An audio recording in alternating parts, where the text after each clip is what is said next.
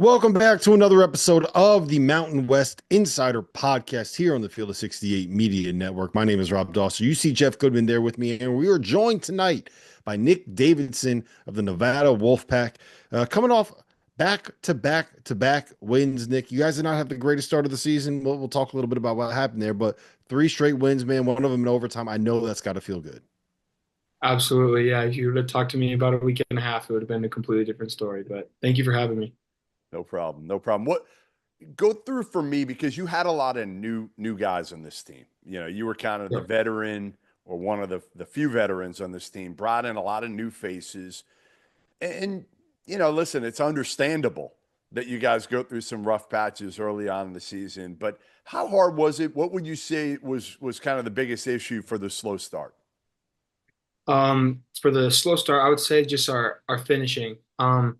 For some reason, whatever it may be, that little spurt we had there where we weren't quite winning, we were just dropping games by 1, 2, maybe 3 points. It was just the last 4 minutes, that last media timeout where we just couldn't seem to gel and get it together. But more recently, it's been the opposite. So that's trending in the right direction. How much of that was, you lose Keenan Blackshire and you lose Jared Lucas, who was, as good of a closer as you're going to find. Guys finding new roles, guys figuring out how to be able to be the guy that makes those big shots. Was there a learning curve and an adjustment period from some guys in that situation? Yes, absolutely. It's a new team.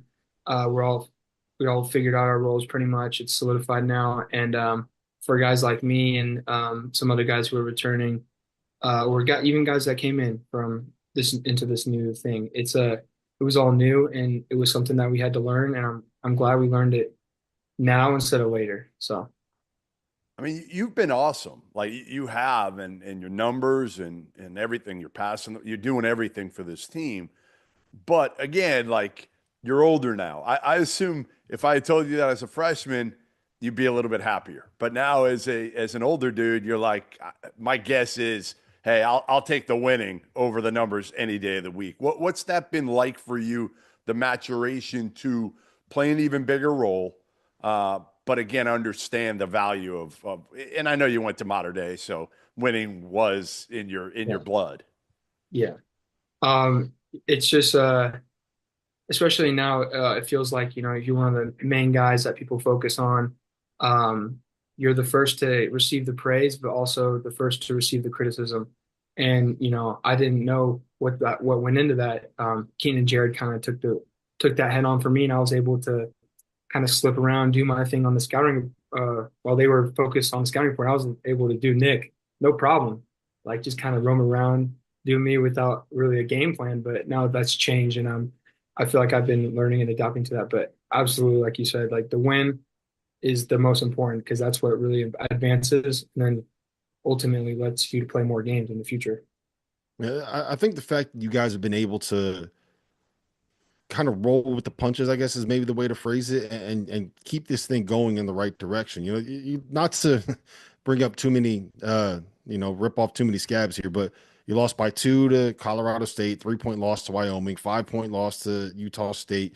You lost 4 against LMU. It was 2 points against Vandy, and then it all kind of culminates with that wild 82-81, the buzzer beater from Nelly Jr. Joseph in the pit at UNM.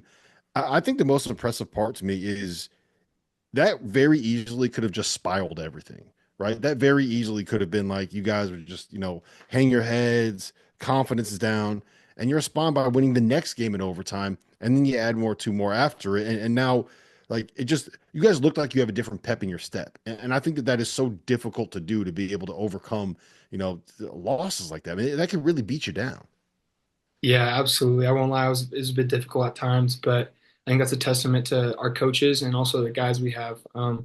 We're becoming more resilient, and that's kind of the only way to go about this. It was really early in the season where this was happening, and really the only thing you can do is put one foot in front of the other and get better. So I think we did a good job about that, especially these last few weeks of break with the students gone, and now with campus coming back to life, our game's going to be a little bit more packed. It'll be easier to, take that energy and run with it. So I don't know how much you pay attention to the difference between like predictive metrics versus resume metrics, right? But the way that your profile for an at-large berth, a potential at-large berth, is kind of shaping up is that you guys look really good in the predictive metrics, which means you play really well, but you're not great in the result metrics, which means that some of those games where you played well, you didn't end up getting the win. So my question to you is, how do you keep this thing rolling, right? Like it's going to take a lot of work, but with some of the wins that you have available to you in the Mountain West, you can still put together a profile that can get you to the point where like we're back in the bubble conversation. We're back trying to get you at large berth. How do you keep this momentum going? How do you keep these wins going when you know, like, look, the top of this league is brutal, and you know that as well as anybody. Yeah, absolutely. I mean, we know that this, like you said, the top of this league is very just, it's a juggernaut of a conference. Anyone can beat anyone at any given night, and we just got off to a rough start. That's 4 losses, but I guarantee you, if we could look at the end of the season, a lot of these top teams are going to have that many losses, if not more. And we know that winning is the only way that's gonna, we're in the win business, so that's the only way we're gonna make an argument for us in the postseason. But yeah, we're just going to keep taking one game at a time. So, Nick, I went to Logan last year for the first time ever. I'd never been Yeah. to a game. I've been doing this for a long time. Never been to a game in Logan. I'm not gonna lie, it was an experience. I mean, it Yeah. was I don't even know how to describe it, right? I mean, those fans, that's kind of all they have.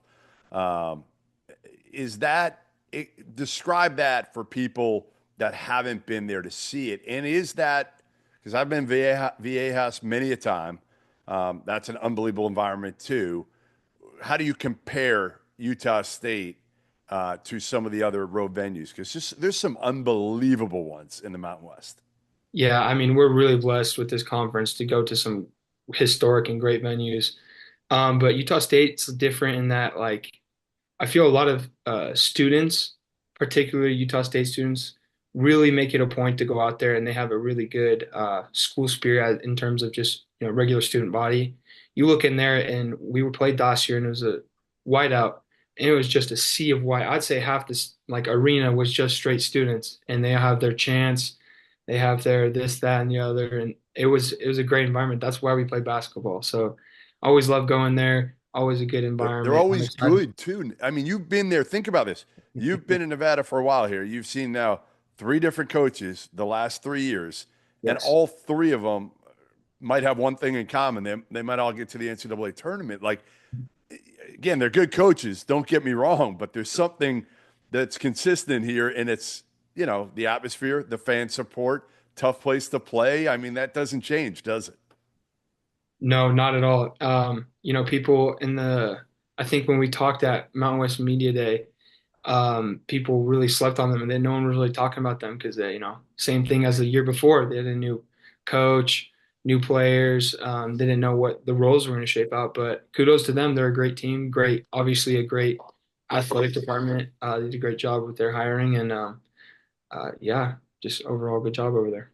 That was a great media trained answer right there. You Yeah. complimented everybody. You didn't no poster board material right there. Right. Very That's right. really really. You could tell that this guy's a veteran, Chad. You can tell he's a That's veteran. that's Yeah. right. Um, so I think my favorite part about your season so far, Nick, is just individually for you is that when you kind of get to a guy's 4th year in college, I don't know if you necessarily see jumps from individual players, right? Like you kind of once you get to 22 years old, you kind of are what you are as a player, right? It's kind of fine tuning stuff. But this year, you've not only really improved as a shooter, you're knocking down 40% of your threes. You're averaging over 3 assists a game. You have 4 assists in 5 straight games. Where did that come from? Like specifically the passing, right? Like if you get in the gym, you get on the gun, you take 1,000 shots a day, like you're just going to naturally become a better shooter. That stuff you can kind of figure that out. How do you improve as a passer? Is that watching film? Is that just kind of understanding the offense a little better? Where did that improvement come from in your game? I'd say like passing, it's kind of from maturing. You understand the offense more. This is my 4th year with the program, 3rd year playing, and I feel like that just comes with time. You understand the game a little bit more, and this year I have the ball a lot more in my hands, and they're sending doubles, so I'm able to pass out of that. As opposed to last year, it was kind of the other way around. People were getting doubled, and then I was able to help them out by scoring, and then hopefully break the double for them. So I'd say a combination of those two things is a good contributing factor why my assists have gone up a little bit. All right, Nick, I'm giving you a good one here. Let's hear it. Covered modern day plenty. When I Yep. covered recruiting years ago, I mean, Gary McKnight's still there. Is he still there?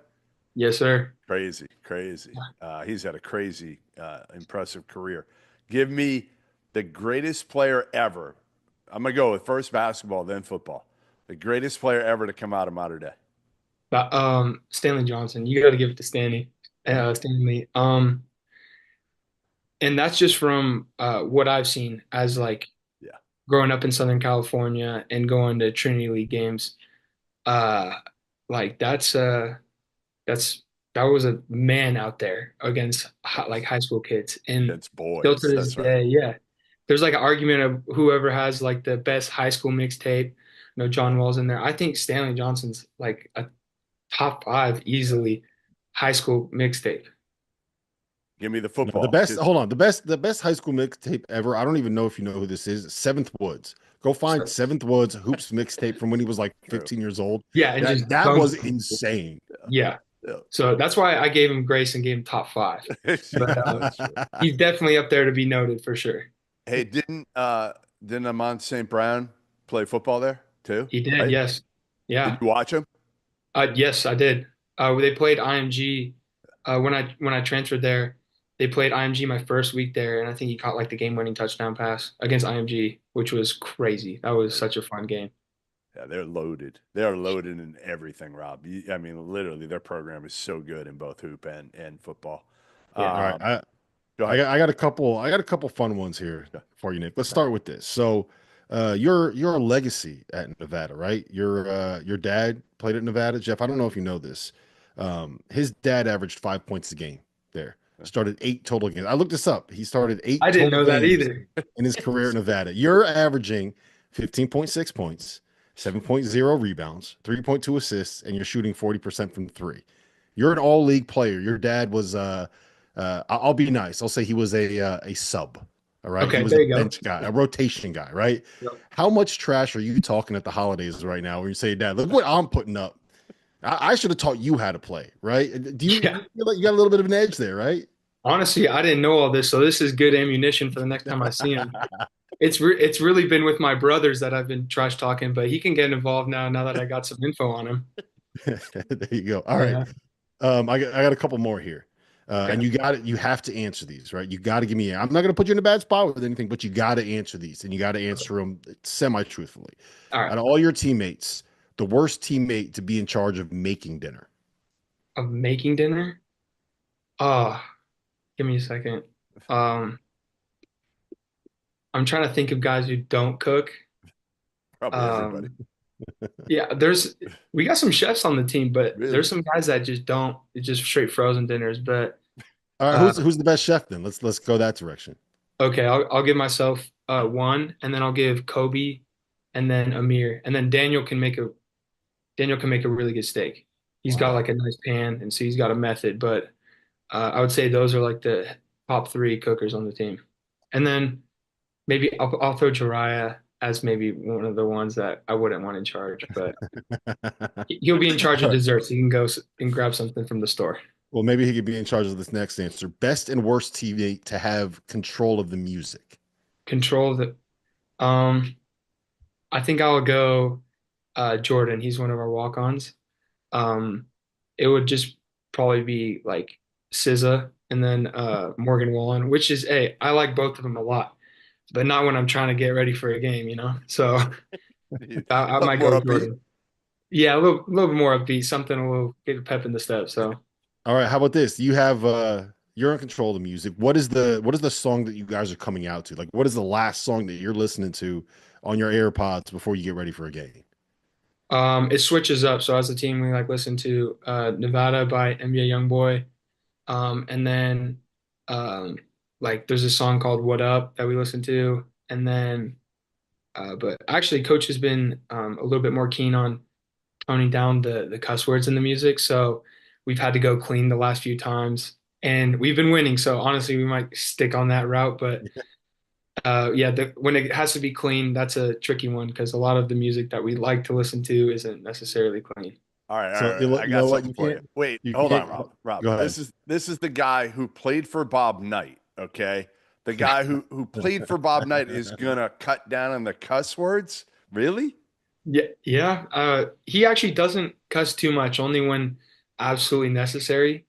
Um, which this season has been a little bit more than normal, and I think he's been trying. That streak, he was probably cussing a little bit. I bet.